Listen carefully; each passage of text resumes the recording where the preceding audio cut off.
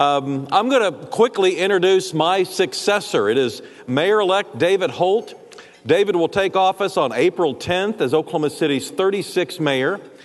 On February 13th, he was elected with 78.5% of the vote. I think that deserves a round of applause.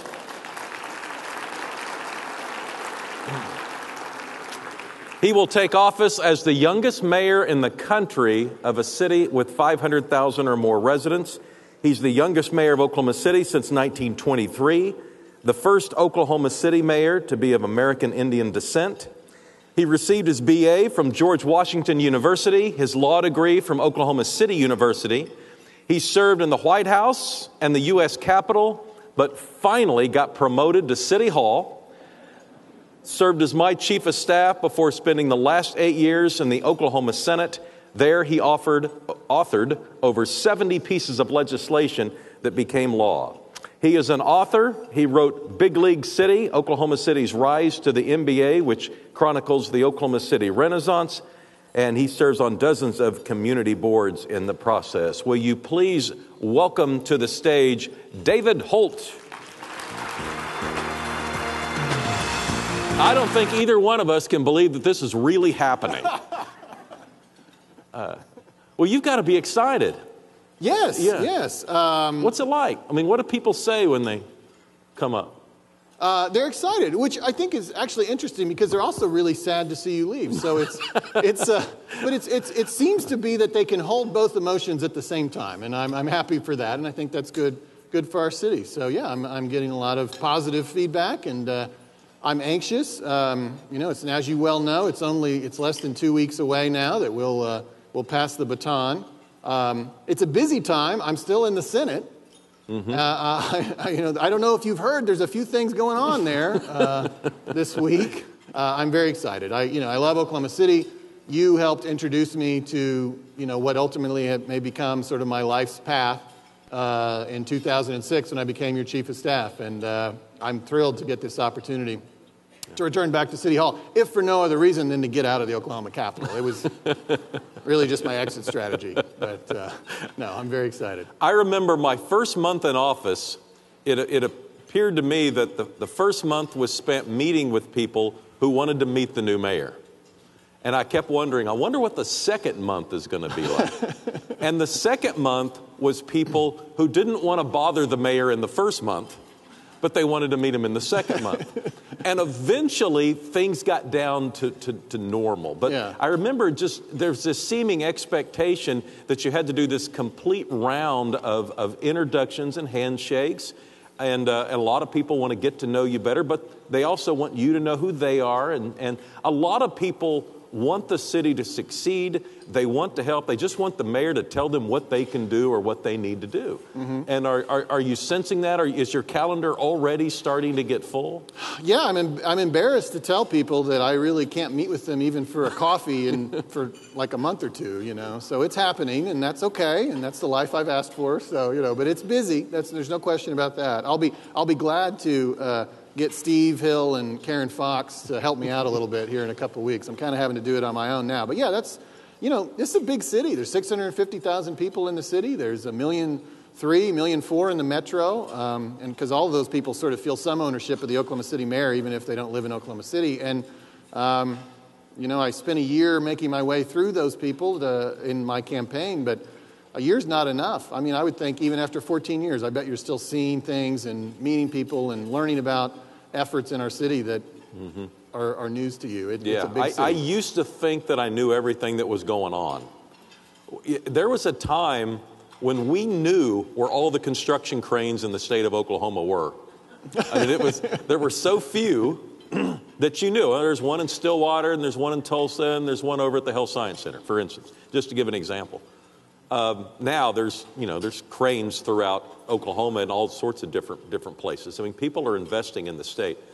But it's also a different city than it was when you joined my staff in 2006. It's a different city than when you grew up in Oklahoma City. So how has it changed? I mean, you grew up in the suburbs in northwest Oklahoma City, and you look at the city now. What do you think the biggest differences are? Yeah.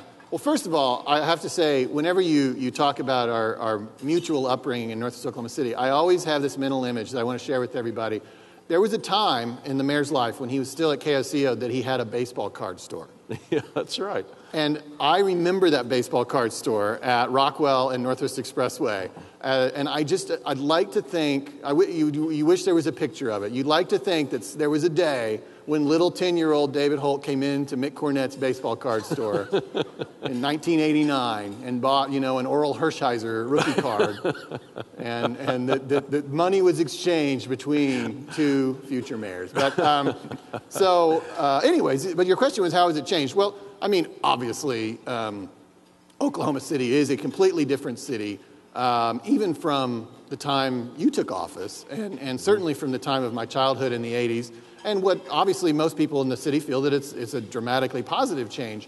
I think, you're kind of, when you come into office, any office, you are molded by the challenges you face at the time. And so I've been thinking about that a lot, because I think about the challenges you faced in 2004 are quite different than the challenges of 2018, and it dictated different issues that I talked about than you're talking about. But that's just because, 2018 is a different time. When you came into office, for example, in 2004, we were just 3 years into Maps for Kids. We had a plan, we had a vision for public education in Oklahoma City. We were working that deal, and you had something to kind of talk about that, and as you said in your comments at council yesterday, you had something to look forward to. All these new buildings and a sense of hope in the district. Well, in 2018, that plan has kind of run its course, and it's probably time for a new one. So I spent a lot of time talking about education, and my kids are in the schools, and it's personal to me, but I sense, still a lot of dissatisfaction with public education options in Oklahoma City. And so I look at that as one difference between 2018 and 2004, is that we probably need to refocus on education again. Another thing I talked a lot about in my campaign that's, I think, one of the biggest changes in Oklahoma City is the demographics. I talked about diversity a lot, because the city you grew up in, the city I grew up in, the city even that you took over in 2004 doesn't look like the city does today, and certainly looks very different than the city that we're going to have when MAPS 4 projects are opening, or when I might be sitting up here handing off the baton to, I don't know, Casey Cornett or something, in 14 years. So, or Fern Cornett. And I think no stat better states that, and I think everybody kind of has to hear that, than this one. People under the age of 18 in Oklahoma City, basically the kids of Oklahoma City, are 60% minority. When you look at the overall city, that's not the case. And certainly when you look at older demographics, people over the age of 60, it looks totally different. But that is the future of Oklahoma City. Kids tend to grow up, and they become the general population. And so, I think it's my role as the mayor coming in 2018 to help everybody move into that new future in a way that hopefully lacks tension and hopefully is unified, and that we retain the unity that you took to another level over the last 14 years. But it gets more difficult to retain that unity as people come from a lot of different kinds of perspectives. And that's why I sort of sensed all that in my campaign, and I came out the gate with one OKC. I really sensed that with the national political environment and with the changing demographics in our city, that we had every opportunity to fall apart pretty soon. And so I really have emphasized that one OKC message of unity, of setting aside the things that divide us and fighting for a common good. So that's another thing I look at as a challenge of 2018 that's new and different, and makes this era different than the ones before it. But to otherwise answer your question, obviously a lot of amazing things have happened in Oklahoma City. It's a place where young people and job creators want to be, but there's always more to do, of course. That journey really never stops. You can't be complacent. Oklahoma City went through a complacency period, and we paid the price, and we had to do a lot of catching up. I think Mayor Bynum would say that Tulsa went through the same period, and they're having to catch up now. And fortunately, both cities have a lot of optimism about where they're headed, but can't stop. What's your relationship with G.T. Bynum? So it's really interesting. Another story like the baseball card store. G.T. and I have known each other since we were young staffers in Washington, D.C. in our early 20s. I haven't told this story to anyone, so I might as well just tell it to a room of 1,000 people. Do you remember, GT? There was a story in Roll Call. They used to do, this was like a newspaper for staffers and congressional members and stuff. And I swear I'm remembering this correctly. There was a story, they would have a series of stories on staffers, on Hill staffers, and there was one about GT. And I'm pretty sure the headline was like, GT Bynum wants to be governor of Oklahoma someday. Or something. Wasn't that it? Yeah, oh, I'm sorry. It said mayor of Tulsa, yeah. Revisionist history. So he obviously, though, he had mayor in his bloodline, you know, and that clearly was a dream as well, even if maybe the headline writer messed it up. But obviously, we both had interest in coming back home and serving. And, you know, we would stay in touch a little bit, you know, through the years, and I followed his entry onto council, and I'm sure he followed mine into the Senate. And as I sort of saw this coming over the last few years, when he got elected, and then when you made your decision and I decided to run, I've looked forward to it for some time. And in fact, just a half hour ago, GT and I physically saw each other for the first time in like a year. We're texting quite a bit, but we haven't been in the same room in a long time, and we're spending a couple hours together this afternoon, which I'm really excited about. I mean, I think it's really interesting for our state as a lot of us are kind of angst-ridden about where things are going on a state level, so much so that we're running for governor to try and fix it. I think that in contrast to that, however, what's happening in the cities, that you've sparked and that he's sparking in Tulsa is really exciting. And I think a symbolic statement of that is the fact that, as you mentioned, I'll be the youngest mayor of a city over 500,000. GT is the third youngest mayor of a city of that size. And so to have two of the youngest mayors, essentially, of large cities here in Oklahoma and governing our two cities, I think is a nice statement. And I'm excited to partner with him. You had a lot of Tulsa mayors in your time. I've lost count, but you always had a great relationship with them.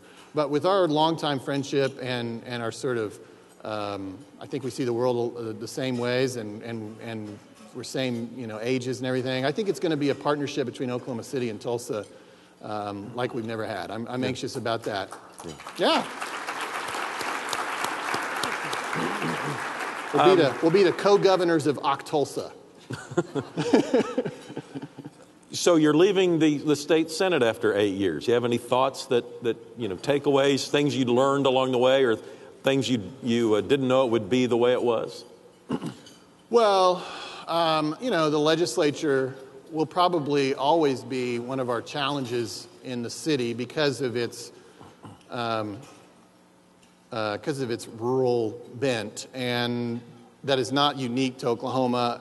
Mick and I would send each other stories through the years. It's the same story. Governing would write it 2 years, and then Politico would write it the next year, and it's just the same story about how every state struggles with that. Rural-urban divide in the legislature. Yeah. People in the cities just see the world differently than in the rural areas, and oftentimes the city is doing better economically, and so the rural area kind of has a resentment that it then perpetuates through policy.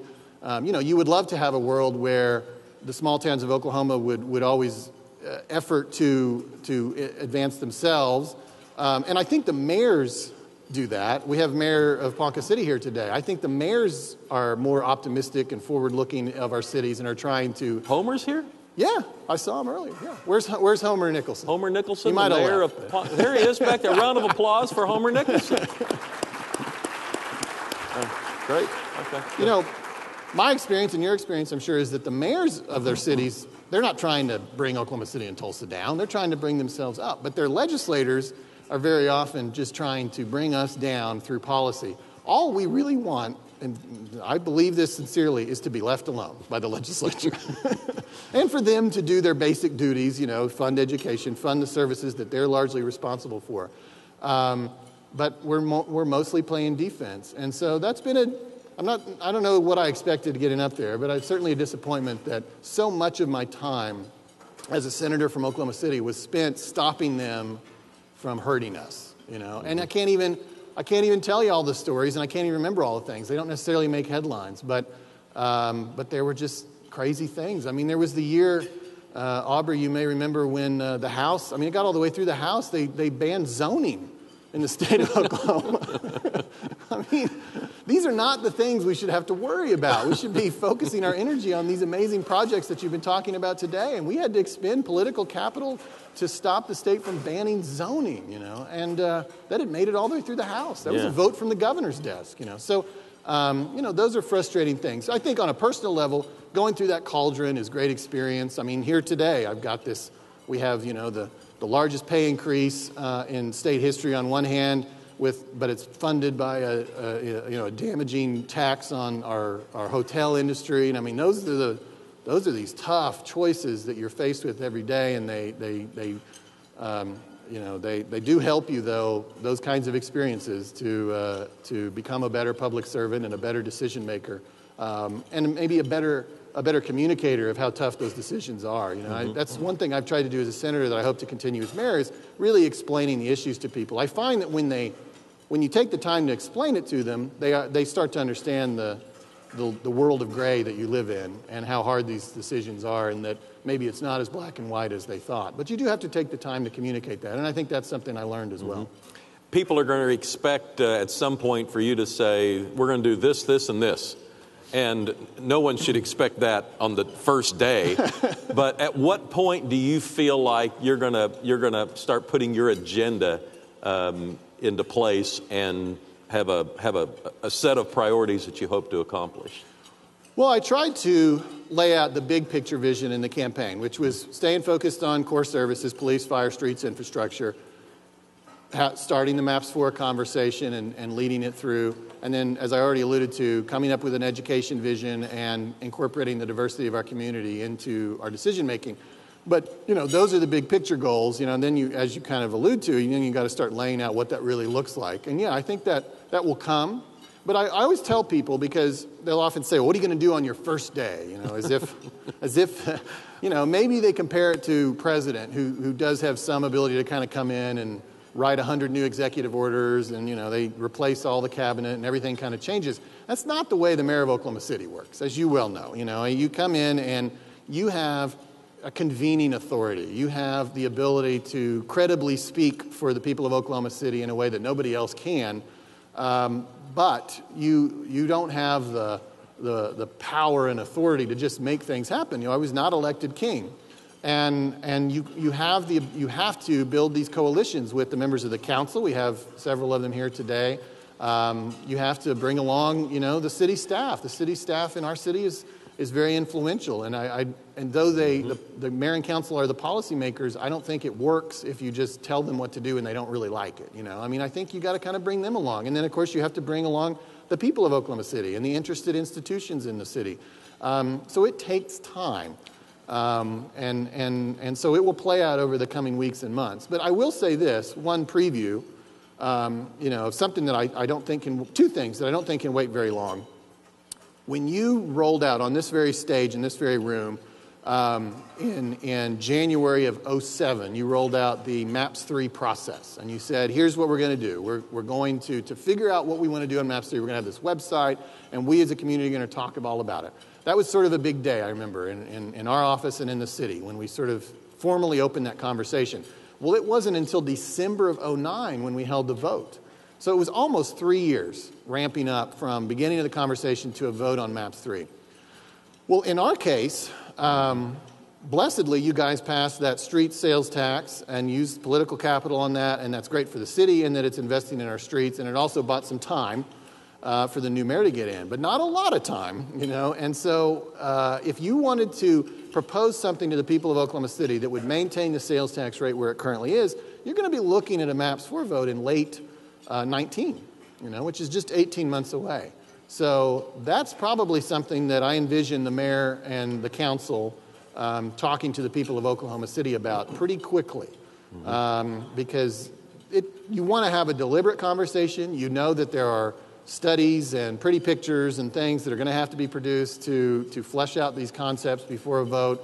And you also know that Well, anyways, you just know that there's a lot to do between now and December of 19 of a potential vote. And also, I should say, as I alluded to earlier, the diversity of our community is so important to me that I really want a conversation that involves everybody. And I also am conscious that, as you've learned, these projects take a long time to roll out. These things, what we discuss for MAPS 4 may not open until 2030, at which time those 18-year-old kids will be the prime demographic of Oklahoma City. So, they're the ones who really need to have a voice in this. Even though they may not vote really well and they may not be active on election day, they certainly need to have a strong voice in crafting the proposals as we move forward. So that can't wait. The other thing that I think can't wait is creating a new vision for education. And I've already started those conversations, but I think if you're a student of history and you know the MAPS for Kids process and Project Kids, and there's even a book about it by Larkin Warner that you might want to pick up, because we may need to kind of do that over again. I mean, it's time to kind of come up with a unified vision that's not just from the school district, but from the city, the school district, the business community, the parents, all interested entities. And I think there's a lot of anxiousness about that. And I think and incidentally, I should say, it's a conversation that I think will also include Tulsa, because we may come up with things that we can't really actually do on our own, that we may need some help or some changes at the state level. And I think that's another way that this partnership might manifest itself. I still remember when my son Casey called me and was explaining Twitter. It was like brand new, and he reserved my name, and I said, well, what do you say? He goes, whatever you're doing, you just type in. So I said, well, I'm drinking a Diet Coke and I'm reading the paper. And he says, okay, well, put that into your Twitter. I'm gonna look for that old tweet. This is a real valuable tool. I'm sure everybody enjoyed that. So how are you going to use social media? Because it's a much different, more valuable tool depending on if you want it to be. Mm-hmm. And so should people be following you on an hourly basis? Are you gonna tweet during the council meeting? What color tie somebody in the audience has on? I mean, So is it going to be something that people are going to want to stay in touch with? Yeah, I mean, I have used it a lot as a senator. I am not in Mick Cornett territory on followers. You have over 20,000, by the way, a pretty good number. But I do have the most of any legislator because I use it, and I do use it to communicate, and not just like posting press releases. I mean, you use it as a two-way communication. So people will have, my ear unless they abuse it, and I just get sick of it, and I throw my phone out the window, I guess. But, I enjoy it, and I find it to be a good perspective and also a way to reach people, and Facebook as well, and Instagram as well, and I know you use all of those. But yeah, you're right. It is different. I think one thing it does on I think it's mostly positive, but I think on a negative side, it obviously does. We all know this gives a voice to some people that are very hateful, and that can kind of bring you down a little bit, and you just got to kind of brush it off and as best you can. It also, this is an interesting thing that I'm kind of developing a theory on here. In politics, I think it creates almost an expectation that because I reached you, I tweeted at you, you acknowledged it, you heard me, now you're going to do what I asked you to do. And, I have currently been representing 80,000 people. Now I'm going to represent 650,000 people, and I can't do what they all want. I can only come to some hopefully compromise solution that is pleasing to a great majority of them. That's to me is the best case scenario. And so, sometimes I think it creates an expectation for people to be disappointed, that they didn't get exactly what they wanted because you heard them, but you didn't do it.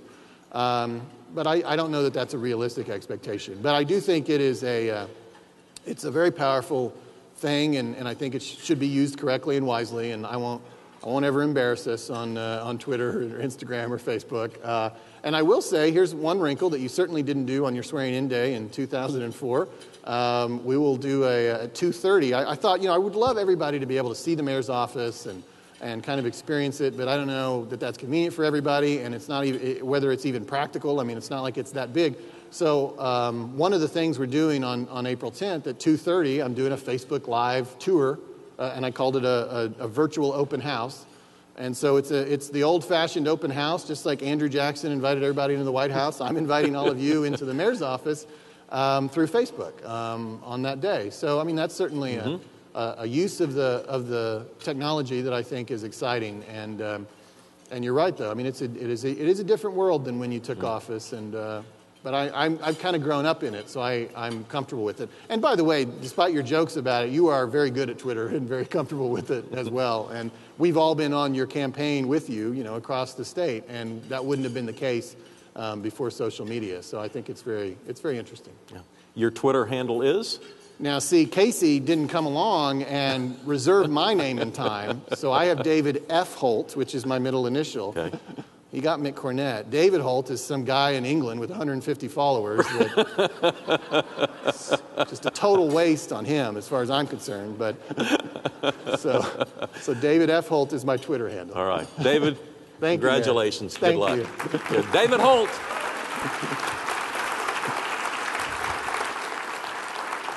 I can remember in 2004 when I was just taking office. We had an issue that was on the table that I and the council needed to decide, and that was, what are we going to do with the old Walnut Street Bridge? You'll recall it was connecting Deep Deuce to Bricktown. The idea on the table as I came to office was to take it down to grade. It was going to save us $1 million. And I remember thinking to myself, because of maps and because of the projects we had recently been opening, we just hadn't been taking the cheapest route over and over again. We had started to have higher levels of design in mind. And we had this $1 million price tag on doing something that would be a little more spectacular. The other thing was, and we don't have very many hills in Oklahoma City anyway. And here it seemed like we were going to take down the only hill we had to take down a bridge and to take it down to grade. And I'm so glad that we decided to build the bridge, to spend the additional dollars, because I've believed through the years that you're not going to have businesses with high standards in a city with low standards. And for a long time in that post-World War II era of Oklahoma City, I think government developed very low standards when it was designing infrastructure. And I'm very proud, looking back now, that we've done things like the Skydance Bridge. I assure you, we could have built a really cheap pedestrian bridge over that interstate. But we wanted to leave an impact on people who were traveling across the country, who were on I-40, who might never have stopped in Oklahoma City, at least leave them with a positive impression about what we're about, and that we care about design. We care about quality.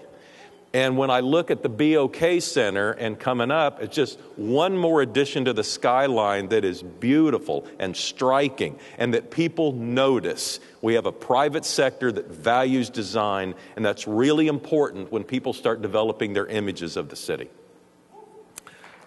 Thank you. Yeah.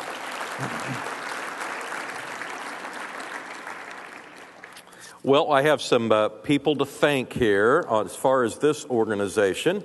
I want to thank Midtown Renaissance and the Downtown OKC for sponsoring our two speakers. I want to thank Zerby Interest for sponsoring this morning's breakfast. Luxa Enterprises for providing us with a copy of the book, The New Localism, that you got when you received in today. Mercedes-Benz of Oklahoma City was our parking lot sponsor. And a special thanks to each of the groups today that sponsored a table and brought their employees and associates. When we first started this, or I started attending as mayor, we had about 75 people coming, and I knew about 90% of them. And now we have 400 or 500 in here today, and I feel like I only know a small fraction of the people that are coming. And I think it is a very promising sign when we get so many people in the real estate and the development and the banking business to realize there are opportunities in Oklahoma City and we need to find out what's going on. And this has been our continual opportunity to share information and to gather into the room the people who can make decisions and have conversations and continue the connectivity that we know is important in moving a city forward. 21C sponsored our speaker accommodations, and we have a great steering committee that helps choose the agenda for this event. Let me go through the names here. Some of them will be familiar to you. Leslie Batchelor, Nolan Coyle, Kenny Dennis, Jonathan Dodson, Carl Edwards, Kurt Foreman, Aubrey McDermott, and Jim Hassenbach, Deshaun Heisel, Johnson Hightower, Steve Hill, Jane Jenkins, and Sam Vinyl. Will you give them a round of applause?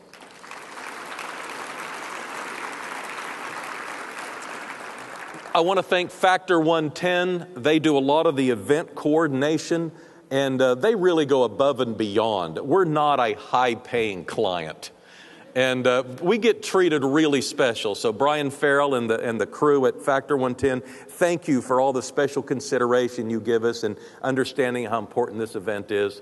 I also know I've got 14 more days as the mayor, and this is my last opportunity to thank many of you personally. So I wasn't going to do this. Thank you very much for the opportunity to be your mayor. I've loved every minute of it. Thank you. Yeah.